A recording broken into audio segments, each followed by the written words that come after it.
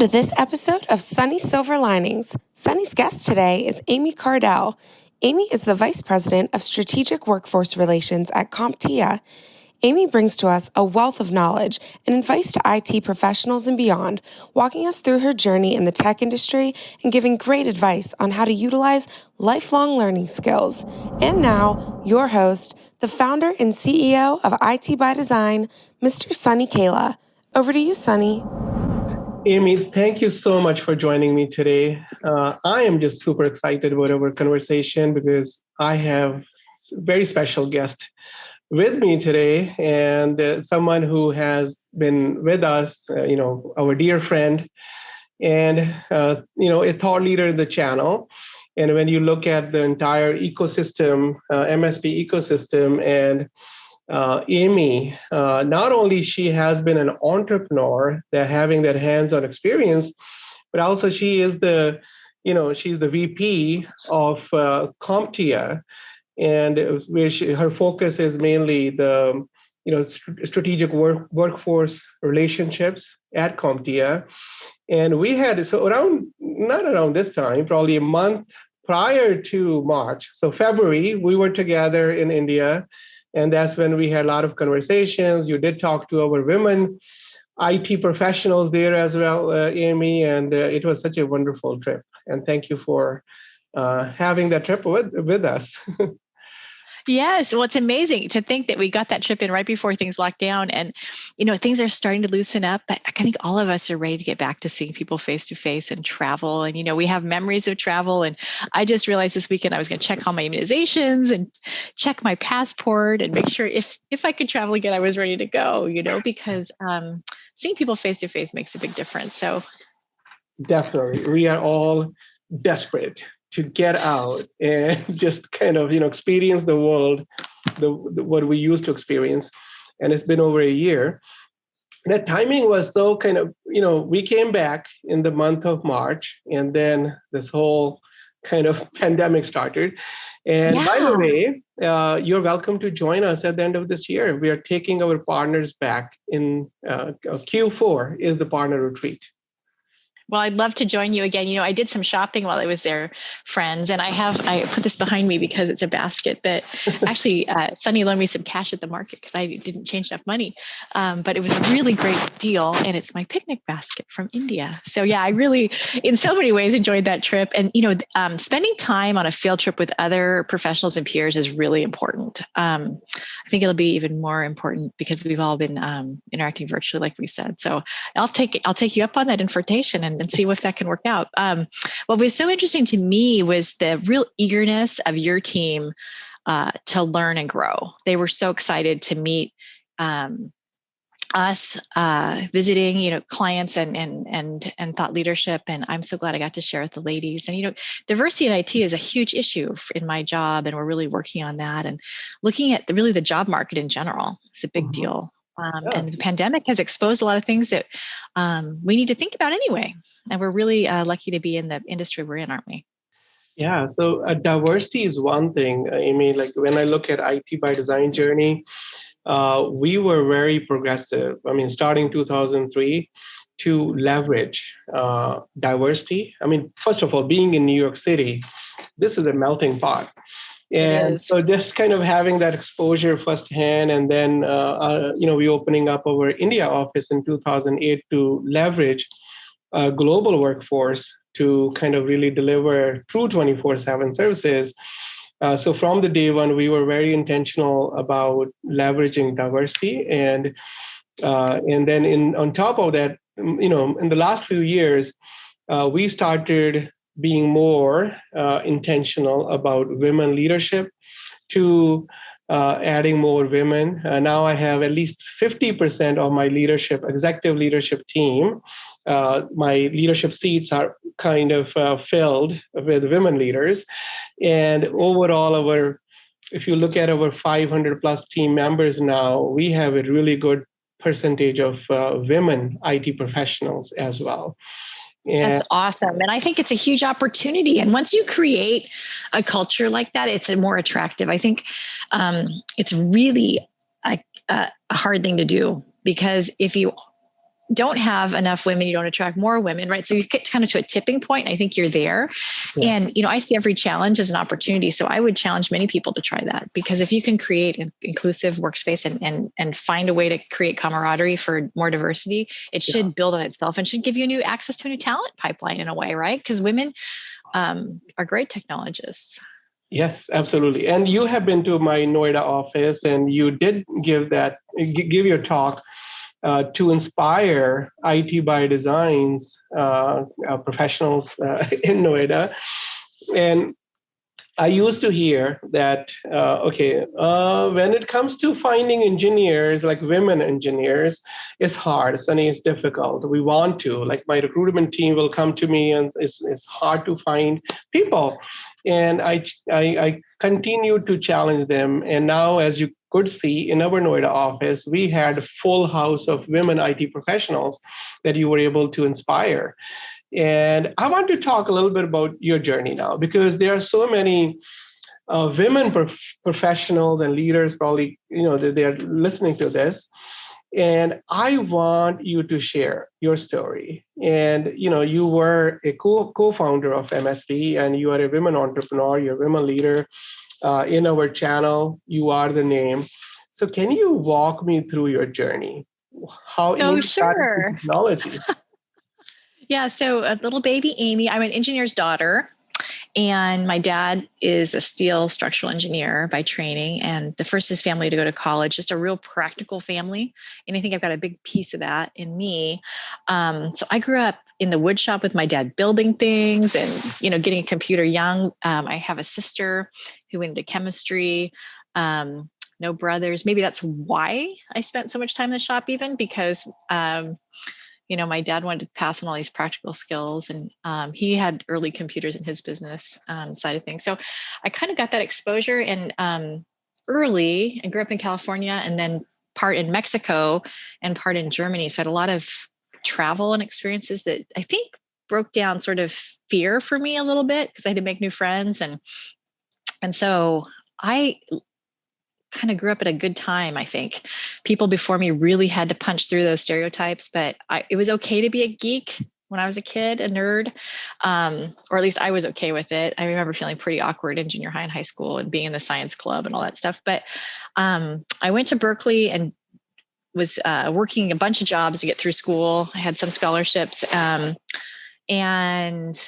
I didn't major in technology. I majored in humanities. I majored in what I could get out of school fastest in and get a year off of those bills. And I thought I would go to law school right away. So I worked in the library, and I got a lot of phone calls during the .com era at the Foreign Languages Library in the Bay Area there for software localization. People would call and say, "Hey, can you translate our program to German, French, Italian, Spanish?" And I'd put my hand over the phone and say, "Hey, Francois, can you take the French?" Like little brokerage job there. And then I realized that was a job. So I had always liked technology. I'd taken a bunch actually of tech classes even at Berkeley, but I said, "Hey, I can coordinate this." So I started a software globalization service out of my dorm room, and that got me into tech to start with. And then I went abroad to study again, and I was in Germany. I worked for Siemens, and I saw insight into technology there, and then started this company doing all this international software translation work and used computers to accelerate all that. So I got into tech kind of through that side. Never went to law school because it was so got me so busy. And then but I did go to law school later. I waited till I was 40 something, and because I just really wanted to get that done. I think being a lifelong learner is part of being a good part of your story, so building that in. And then the MSP business was one of my then boyfriend had started serving companies. And so at some point we joined forces more on that business and grew that. So I've done every job in an MSP over the last 25 years that there is, and grew up in that industry. So I think what I saw always for me getting into technology was a stable base. Being a German major isn't exactly the most lucrative probably degree by itself unless you're going to be a teacher or professor. And I was just too practical for that. So technology has always given me a base to work from. And then adding on the business skills that I learned in the school of, life, and then realizing, hey, you know what, a law degree, when I talk a lot about policy or talk a lot about contracts and business, was the next thing I needed. So I went and did that in my 40s, and then took the California bar exam, kind of did that at night school, and passed that. And just for me, it was a mental triathlon, like a major learning an opportunity, because we're never done learning, and I think staying sharp and adding skills is really important. So my journey really came kind of through the back door in a way, but you'd be surprised how many people came into tech that way. It always comes back to the people for me. When we were creating our company, I wanted it to be a great place to go to work. I always used to joke, this place has to be better than Starbucks to hang out in. It's got to be, if I'm going to spend this much time here, it's got to be that nice, like I can have good coffee, clean bathrooms, good lighting, nice music. Life's too short not to enjoy the ride. So I've met a lot of interesting people in this journey, and it's interesting for me. It always comes back to the people. So I focused on the training side, how we would grow our workforce, and how we would interact with our customers, and thinking about employee branding early on, like what do people want in a small company to go work for? Because we're competing with the big guys. So that's really been my focus, and thinking about how now that informs US policy has been really an interesting transition for me, because I was chairman of the board of CompTIA for 2 terms, got really involved there volunteering and did that job. So I was my boss's boss until I went to work for CompTIA a year and a half ago. And as I interface with the U.S. Department of Labor, U.S. Department of Education, we talk on the behalf of our industry to Congress, how things rubber hits the road on Main Street is something I still understand, because I still own that MSP. And this industry is huge in our country, and not very well understood, honestly. So I think never underestimate what your homegrown knowledge can lead to. I think leaning on friends and having a national peer group has been a huge part of that for me too, through what was then HTG and ConnectWise's Evolve groups. I think that's how I first got to meet you too. So it's interesting to think about how, what you learn in your own test kitchen can really be an example and a model. So we're hoping to grow these apprenticeship programs, which I started in my own business, kind of based on being informed by Germany's model.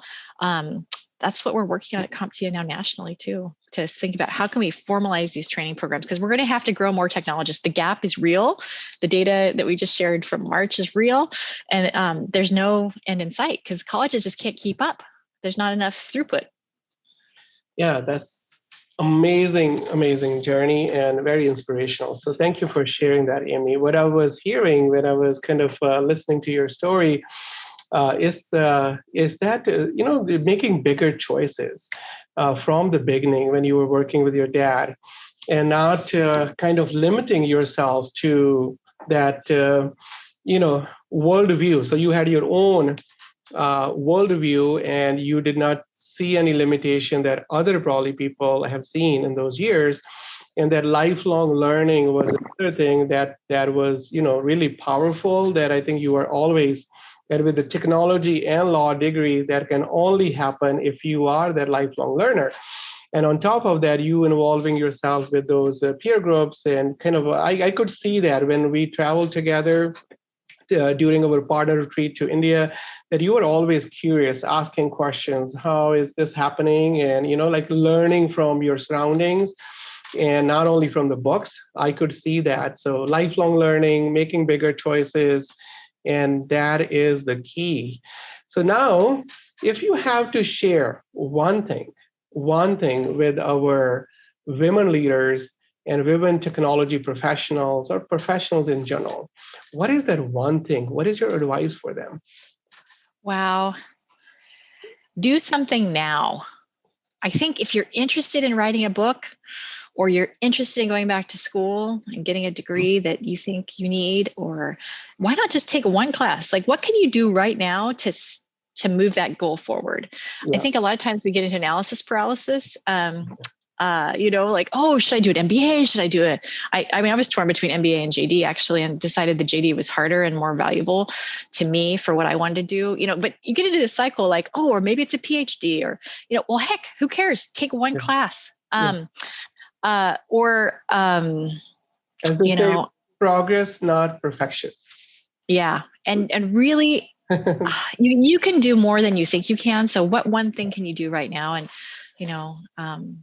I would challenge you to give up time on watching TV to invest in something learning for yourself, because that's the time you can find to do one thing for yourself. I didn't tell you, but I have 4 kids, Yeah. and I had them in 5 years. So I was back to school when they were in high school. They were doing their homework while I was doing mine. And people say, how'd you get it all done? It's like, well, you don't watch much TV, and you don't worry about the small stuff. You make dinner simpler and healthier, and you just don't sweat the small stuff. But I would challenge you to do something now and find a way to cut out something that doesn't matter to put something that does matter in your schedule.